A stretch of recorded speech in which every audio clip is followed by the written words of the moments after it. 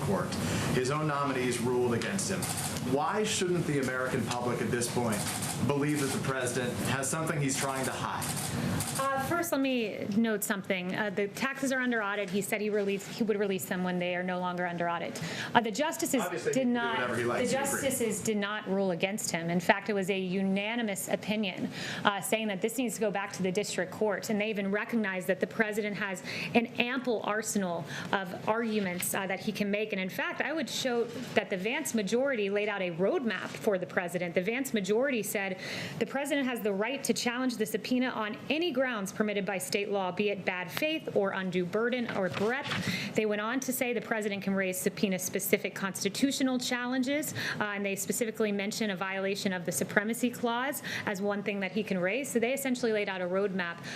His justices did not rule against him. So to be clear, okay, fine. I don't dispute anything that you just said. What I'm asking, though, is the president, whatever the court says, the president can release his taxes whenever he likes. So why shouldn't Americans at this point believe that the president isn't trying to hide something in there? The media has been asking this question for 4 years, and for 4 years the president has said the same thing. His taxes are under audit, and when they're no longer under audit, he will release them. But I would also note the excruciating ruling for House Democrats, who were very much called out for their partisan games. They also subpoenaed the president's financial information, and Justice Roberts said, far from accounting for separation of powers concerns, the House's approach aggravates them by leaving essentially no limits on the congressional power to subpoena the president's personal records. So leave it to House Democrats, who did a partisan impeachment, a political witch hunt against this president, and this was yet another part, only to be rebuked by the Supreme Court. Let me ask about coronavirus. Just my follow-up, if I may, on coronavirus quickly, Kayleigh. Hospitalizations in the country are up 50% since mid-June. How can the president say that the country is in good shape right now? So I would note with hospitalizations, in a lot of these hospitals, I spoke with Dr. Birx this morning, about 10 to 40% in the hospitals reaching high capacity are COVID. So a lot of hospitalizations aren't pertaining to COVID.